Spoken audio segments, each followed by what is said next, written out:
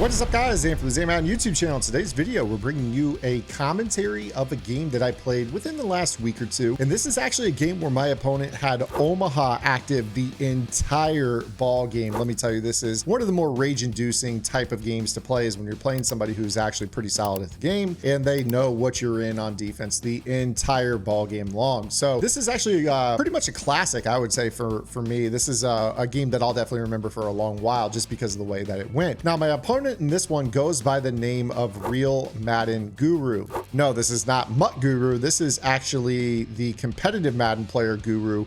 This is a player that you guys may recall from several years ago. He was a tournament player that used to go to the Atlanta Gamer Society tournaments. He's had some runs in some live events over the years with MCS. I believe he's made a club series or two. Never won a club, but still a very much so accomplished and respected tournament player here. And the thing about Guru that you always need to remember is that he's going to be an off-meta player. So you see right here, I believe he's in the tight slot open, not a formation you often see. So this is something that's going to give me a little bit of trouble as I'm trying to kind of feel out the way that he's playing. And of course, when you get Omaha active, good luck, right? So as you can see right here, he's kind of started with a little play, the PA read. He's got a skinny post, a pull route down the left sideline for a crosser over the middle. And I'm just trying to kind of sponge it up a little bit, figure out what his setups are. If he's going to deviate, is he the type of player who makes a lot of changes within his offense? You see right here, he goes over to a 4 strong, kind of trips with the running back to the trip side. That's going to make any match coverages that I would possibly want to call turned off in this situation. And he's running kind of an 0-1 trap out of this right here. So you see right here early on, audibling out, it's the 0-1 trap yet again up the middle. Earl Campbell, first down and goal. And again, you see that he goes right back to it. Actually, this is a tackle over type of run. If you take a look, you see Taysom Hill is eligible over on the right. And, you know, tough drive right there for me. He hits a couple crossers, picks up a few cheap first downs, running the ball. And as you see right here, I've got to start off my first possession down by 7. Normally, I'll kind of use the early game to kind of sponge up information. So giving up 7 is not the end of the world, but you know, I didn't figure out a lot in terms of what he was doing right there. Now, defensively, he's in the over G, which is something that I'm very comfortable with because it was my defense that I ran the first 4 months of the year. So I know the over G well. I know some of the secrets of it. I know what it does well. I know what it struggles with. But he did a really good job with this formation as well, kind of running this as a double slot blitz. You see right here, because of the slot blitz, I kind of stretch the field horizontally. I've got flats, I've got routes that space up into the seam as well, kind of make him have to adjust to the West Coast game that I'm going to throw his way here in this one.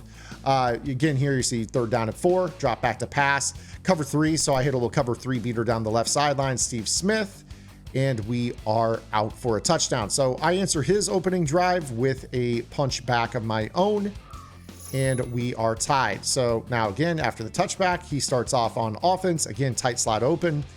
Basically, the twins to the left side of the field, the tight end side to the right was basically the way that he ran it for the majority of the game. Right there, kind of an outside zone or a sweep type call. We were able to tackle that for a loss. 2nd down and 13. Now, keep in mind that in his first drive, he was very efficient, completed pretty much everything that he threw. So gonna have to make some adjustments here. It's at this moment in time that I realized that he's in the spread offense. Bad gap shoot right there by me. I actually had the gap shot and then I stopped for no reason.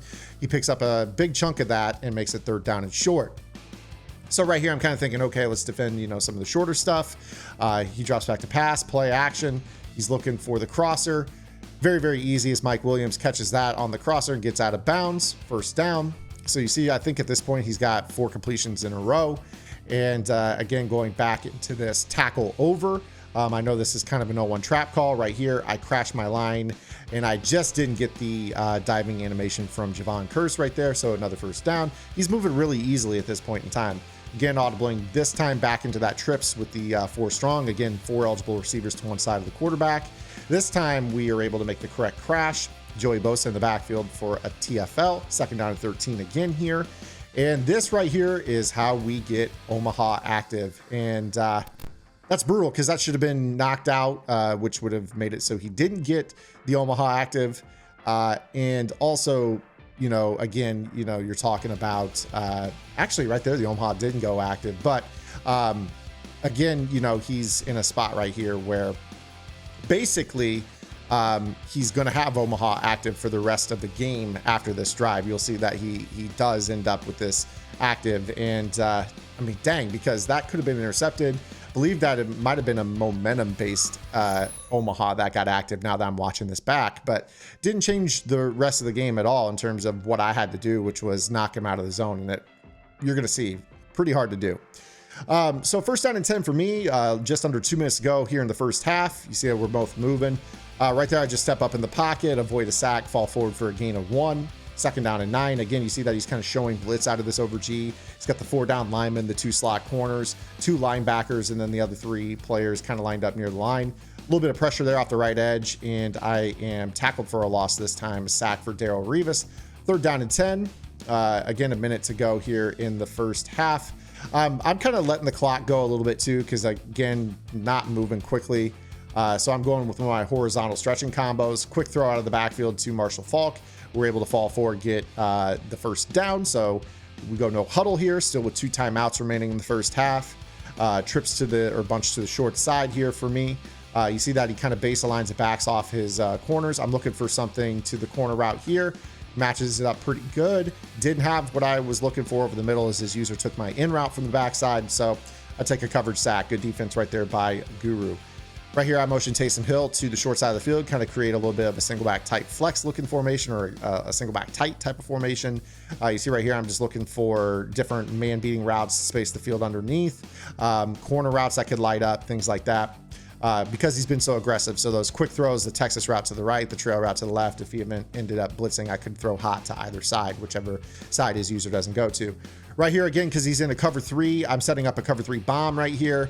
I'm just hoping to get enough time, maybe catch him not sending pressure. He does send the pressure, and I'm looking for that route over the top, a little high ball. Fortunately, I kind of threw the ball out of a sack right there. Probably not completing that either way. Even if I had thrown an interception right there, no big deal. Probably not returning it for any points. So I'm content with ball at half to go ahead and just punt the ball and see if we could tie it up coming out of the break. So you see right here, 1 second left, and all of a sudden his Omaha's active. So that's kind of what I'm saying is, like, I don't know if that was a momentum deal or really what the case was, but at this point he does get Omaha active. He throws a wheel route, and we end up going to half down 7. So I got a lot of work to do. I've got to tie the ball game and figure out how to get him out of the zone. He hasn't thrown an incompletion yet, although that one bad read, really shouldn't have gotten him in the zone, but can't really change it too much. So again here, starting off on offense, left hash, bunch to the wide side of the field. Right here, I'm basically looking for kind of a high-low in the middle of the field. Got a little bit of a corner route. Actually, that was a high-low to the outside of the field. I was thinking I was going to have a shallow cross underneath that crossing route. Right here, I kind of switch up my horizontal stretching component. So I got, the wheel to the right, the wheel to the left, 2 seams. I noticed that Taysom Hill gets behind his night train lane, which was down in the box, kind of near the line of scrimmage. So threw a high ball over the top, racked it, picked up a first down. So we're across midfield to my opponent's 38-yard line. Right here, we're looking, again, with him being a zone blitzer, I'm just trying to space the field, attack low and high on the sidelines away from his user, create meshing combos over the middle. You see right here, I'm looking for a man beater on this play. He actually had middle of the field zone plus the man coverage on my post, so I took the check down. I'm just trying to play smart right here. I can't afford to turn it over. Right here, pressure, I tried to step up in the pocket, avoid the pressure. We ended up picking up a gain of 5 after the scramble. Again, stepping up can, buy you time. It also can, turn those sacks into gains of, in some cases 1, in that case 5. Here I go with a stretch. Marshall Faulk with the stiff arm on his user. I pick up a first down. Not really running the ball a ton in this game, but just enough to get a first down there. Again, he's showing blitz. We are in bunch right this time. Clock is ticking. Both players playing very efficiently in this one. Right here, this is, a flood over the middle with a crossing route, the drag, and then the streak, and then a high-low to the right. Nothing open. Good defense again there by Guru. Again, he's kind of checking out of one of his calls and then re-showing blitz, so I'm not quite getting a read on what he's doing. So right here, I go, I believe, with, yep, we have a man beater to the right and the left. And I hit the out route to Cooper Kupp, a little speed out. We've talked about that here on the YouTube channel before. Again, if you guys want my offense, you guys go check it out on gridirongameplans.gg. I've got my offense and my defense in the game plan section. You guys can also stay on top of the most popular tactics in competitive Madden through the vault. breaking down how the pro players play and how to counter what they do when you face it online. Right here, I go to a little empty call, looking for something in the middle of the field. Corner route, he didn't have a zone over there, so we highball that to Taysom Hill, and we are on the board. Just under 30 seconds left in the third quarter, tie ball game.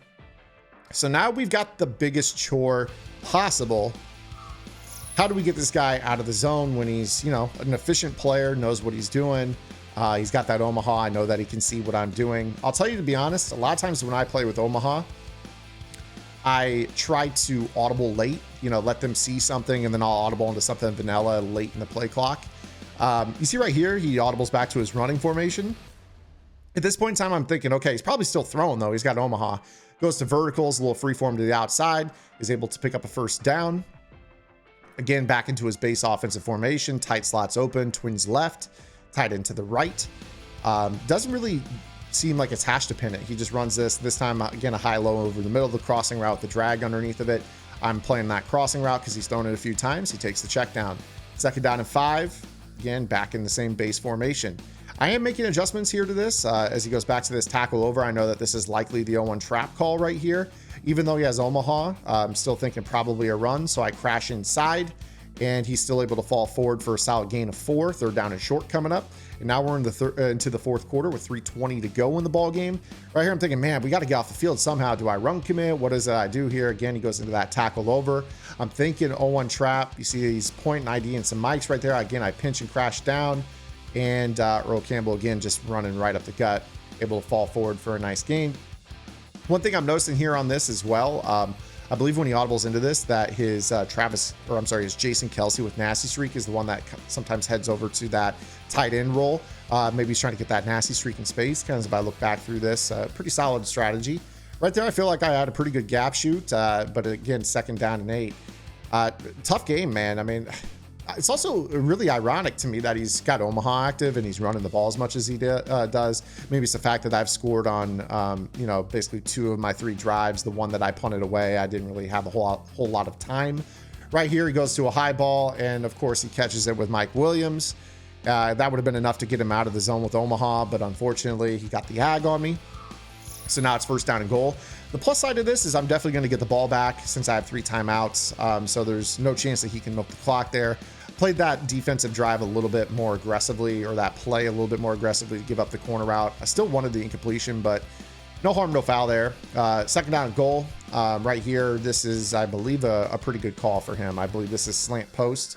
Pretty common route combo. Slant from the left receiver, post to the right receiver. Makes me choose one or the other. He's going to hit whichever one I don't guard. So again, a good drive by Guru. Now he's up 21-14, and most importantly, still in the zone with Omaha. So to be honest with you right here, my plan is 100% to score last and try to end it if I can score with little time left and go for 2. So let's see if we can accomplish that goal here as we start off on offense. Right here, we're going with a kind of a mimic of what I like to do, which is wheel flat, but this time I use the little ghost route, because you saw his user flinched over to the left expecting the wheel, but then he stopped, which allowed me to throw it and then scamper upfield and still pick up a solid gain. So same concept, but I just kind of changed the timing of the user. He was expecting him to wheel out of the backfield, and that was enough to give me some separation. So second down 1 right here. I'm looking a little bit deeper, thinking maybe I could hit an intermediate route, give myself 3 options at the second level of the defense. Unfortunately, didn't get 2 feet inbounds there on the corner route. So big third down and 1 right here. Again, 2 timeouts, a minute 18 to go here. I'm feeling okay. You know, got good resources to stop the clock, you know, manageable down and distance. That's the most important part. Go quick to the flat off of that motion to Taysom Hill. Swerved inside, and then I was fortunately able to be tackled out of bounds, stopping the clock. So picked up a solid chunk of yardage right there on a third down and 1. It gave me that left flat. Right here, we're looking for more of a chunk play, streak wheel to the right, corner flood to the left. And I threw the check down over the middle of the field, scamper up for about 13 yards. You see right there, we're looking pretty good, 12-15. I believe that said 100 and I don't know if that was 115 or what that was, but you see that I've been efficient, just like my opponent. Again, right here, I got a crossing route wheel combo.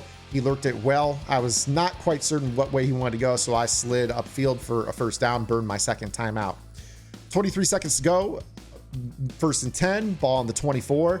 Now we only have 1 timeout though, so we got to be wise with it. He goes pressure off the left side, makes me go out to the right, and I have to burn my final timeout after a gain of 13. 18 seconds left, bunch to the short side of the field. Right here, I'm just looking maybe to get a cheap throw to the right sideline and get out of bounds. So you see right here, I get myself a check down the middle. I really have no interest in throwing the ball to Taysom Hill because, and I probably missed a high ball right off the line, shaded down man coverage on that. I wasn't 100% certain I should throw that. Steve Smith is only 5'9", so would that high ball have been able to clear that taller defender? I'm not certain. 13 seconds here. We are looking at, again, a man beater to the left sideline. You see that? I get the light up, I throw it into the pylon, and he gets a knockout. And I'm 99% certain that was not a medium route knockout. He's played zone, does not have a man knockout ability. Honestly, pretty unfortunate right there. Taysom Hill in motion, again, one of the common themes here. Right here, I determined, okay, the way he's played, I'm kind of looking to see if I can go bench to the right side. I noticed that I'm going to get a one-on-one. I got a height advantage, and I throw the high ball with a toe tap, and we're able to score a touchdown and accomplish that first part of the goal. We scored. We're inside 5 seconds to go. And I say, all right, he's got Omaha. If we go to overtime, he's going to see my defense run the ball. He can, you know, he's not a stupid player. He knows how to pass in this game. Let's go for it and end it right here. Offense on the field. We're going to go to my favorite play in the short yardage. This is definitely my favorite play. This is PA deep out. Right here, I go Taysom Hill. This time I'm going to go play action, though. I haven't run the ball. Watch his user. Flinches a little bit. High ball angle route behind the underneath defender, and we toe tap it in the back of the end zone. Taysom Hill had a monster game in this one as we were able to hit a couple corner routes. That wide open corner route in the red zone, a drive earlier for a touchdown. The corner route to teabag the man coverage on the game, basically the final drive of the game, and then the big 2-point conversion. So Taysom Hill had a monster game in this one. So it's basically do or die Hail Mary time. Rodgers back to pass. And I just play man-to-man here. I said, okay, let's play man, keep, you know, every throw in double coverage. And we're able to lurk it with Jeremy Chin, and we get the W. So GG's to Guru. Always enjoy playing off meta schemes. He brought it on both sides of the ball. Definitely a frustrating experience, but we were able to walk away with the W. If you guys enjoyed this video, make sure you guys give it a thumbs up. If you guys liked the schemes that you saw, go over to my strategy website, gridirongameplans.gg. $9.95 per month unlocks the entire website. You guys get the offense, the defense, all the content that I put in the vault, and lab sessions every single Wednesday night at 7 p.m. Eastern time. We'll be right back here tomorrow with our next video upload. Until then, this is Ian. Get in the lab, and good luck.